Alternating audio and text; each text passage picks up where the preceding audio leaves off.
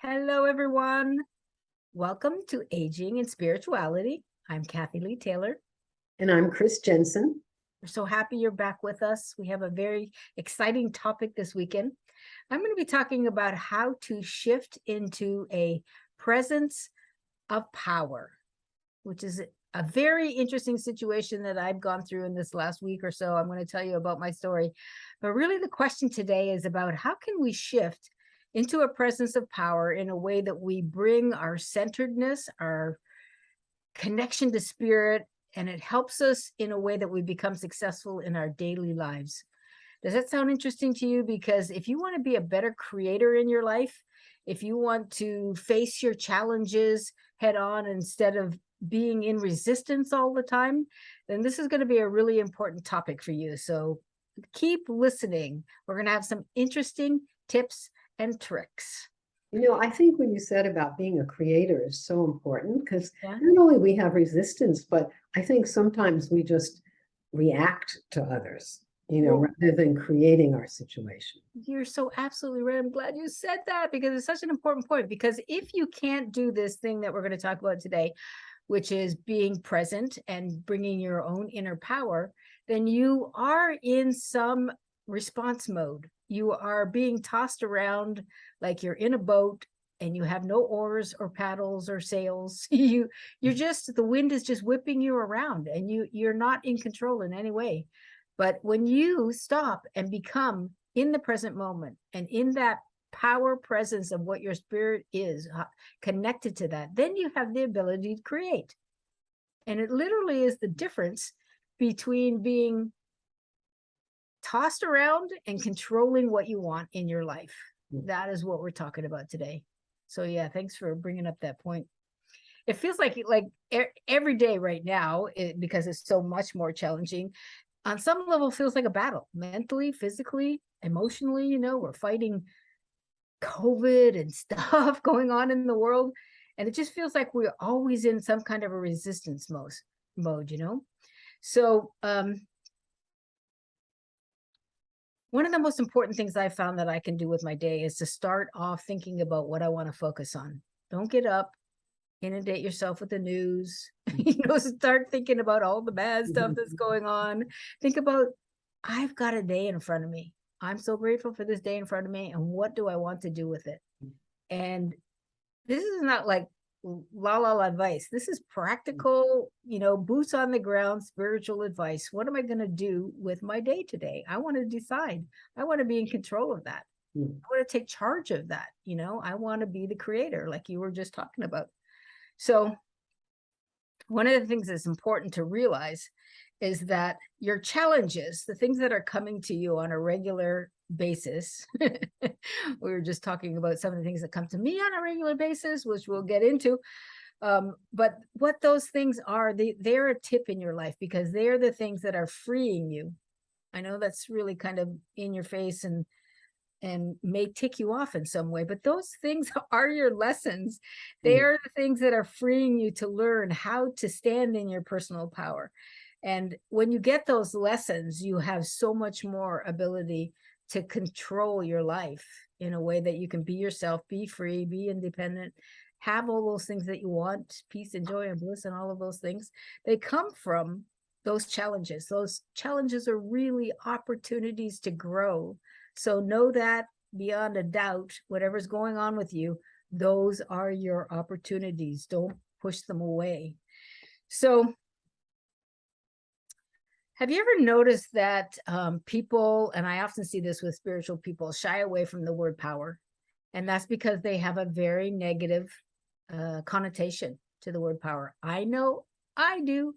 I've always had this thought going on in my head, power corrupts. And sometimes it does. We're seeing a lot of that right now, but it doesn't have to. You don't have to eschew power because power can also be good and you can do good with it. You can do good with your presence and your inner power.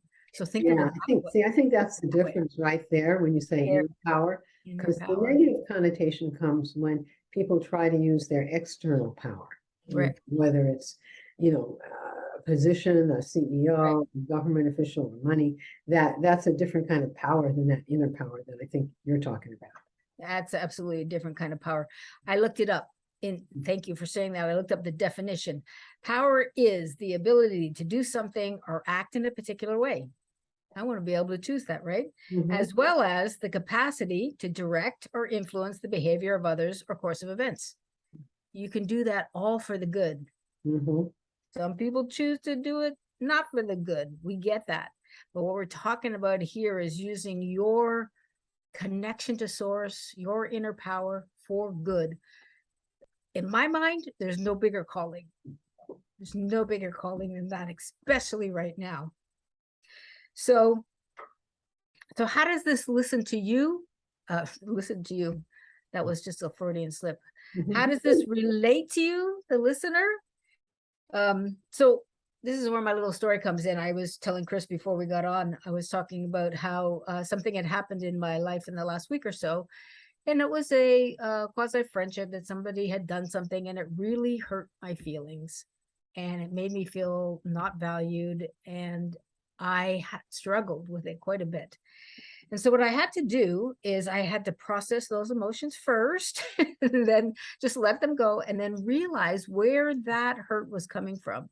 And it really was because I was in victim consciousness. It was me really accepting something that wasn't true for me, wasn't true for my own expression, you know? So I basically said to myself, well, now I can let go of that. I know that's not who I am. It's that action that person took was not because I am something or not something. That person was doing what they were doing out of their own lack of knowing, put it that way, or ignorance. They were doing it because they are who they are, and that's just the way the world works, right? So I processed that hurt first and I let it go, realizing that it really had nothing to do with me, and it didn't really have anything for me to learn in it. So what I wanted to do then was I realized even if I'm right here, I need to let this go and I need to change my state of being. And I quickly, and of course you can do that in yoga, and you know, Chris will give you a million yoga postures and pranayams, and we can meditate and we can do that for ourselves. But sometimes when you're middle of the day and you're working away and you get something going on like this, and you feel like your fists are up and you just want to punch somebody in the head, there is one thing that you can do that I learned really worked for me, and that is to stand in the superwoman pose. You know, like I can stand up and put your hands on your hips like this and stand like you've got a cape on, you know, and you just lift your head up and you're looking up and you just keep feeling that superwoman feeling. And it just, look at how Chris is smiling. It like just changes your whole state of being. Sorry, you can't see my whole body because I'm so close to my chair, but it just changed my whole state of being. And I was able to let go of the whole situation and feel like, okay, what do I want to do with the rest of my day? And I want to make that really, really clear. You can spend days, weeks, months, lifetimes in that victim consciousness. What a waste. What a waste. Don't do that. The minute you feel that coming on, change your state of being. And you know who's really great at this? If you are a Tony Robbins fan and you've taken any of his classes, that is exactly what he's been saying in his work forever. Change your state of being. Get your energy moving. You know, he does it like gorilla guy, you know, like bounce your chest, you jump up on your whatever it is. That stuff never worked for me. You know, I'm not like 7 feet tall and a guy, so it never really worked for me. It never really worked for me. He was just always like, oh. but he's saying exactly the same thing that I'm saying right now. Change your state of being. That's what's really, really critical. Okay, so there we go.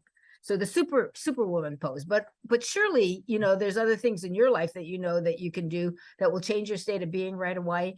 Anchor that in. Again, another Tony Robbins concept. If you have something that works for you, use it. If not, try mine. Try the superwoman pose. It's so cute. Like pretend you're Wonder Woman. If you've seen that movie, it's so fabulous. Just stand there like Wonder Woman, and you will feel better. So great. You were smiling your head off doing that. So yeah, so that is the trick, is to find a trigger where you can flip that switch and instantly change your state, your way of being, so you can bounce back from anything that really happens to you during the day. So just know that, the more you stay in higher levels of awareness and levels of consciousness, the better your life is going to be. Number one, most important, take care of yourself first, but also the more positive influence you're going to have on other people, and as a result they have on other people, and it becomes something that spreads across the world. So having said all of that, Miss Jensen, is there anything that you have that you want to add that might be a technique or something for them? And no, I think that's a really great technique. I think Okay. one of the other things is just to remember, remember a time when you were just so centered and so strong. Yes. Just recall that and let that come through. But I think that Wonder Woman pose will do it. Yeah. And Well, it's- so what you're referring to is also very powerful too. Like if you've had a very high spiritual experience, whether through meditation, whether through just rambling along your path and it happened to you, if you have a high experience of some kind, and you can remember back to that and trigger yourself in that's anchored into you, that will also do it as well. It's really the things that can anchor you. I mean, the older you get, you realize you go on and you think, I know tips and tricks, but I'll go through something and then I'll remember, oh, I solved that by doing this months ago, but I couldn't remember it in the moment. I couldn't think about it, but it's the tips that you can really anchor into your being, that when you get into that emotional space, you're going to be able to pull it out, and you're going to be able to do it in the moment, like in the moment that I was in with this experience in this last week. No way am I going to sit down and meditate. And if I did, it would have been just my mind screaming at me like I was pissed off or I was hurt or was whatever, so you have to develop processes on your spiritual path that work with you as you learn and grow with them, if that makes sense. You refine them and you change them, and as you get to different places, different things work. So you keep making new things that work for you. So right now for me, I'm Wonder Woman. I mean, or whatever. Superwoman. I like it. Wonder Woman. That's one of my favorite movies. I love it. And So share with us if you all have some tips that have worked for you. We'd love to hear about what you do in those moments that can change your state of being instantly. Yeah. Being happy, because that's what we need to do. Right? Right. Thank you, listeners, for showing up. We'll see you next week. See you soon. Bye.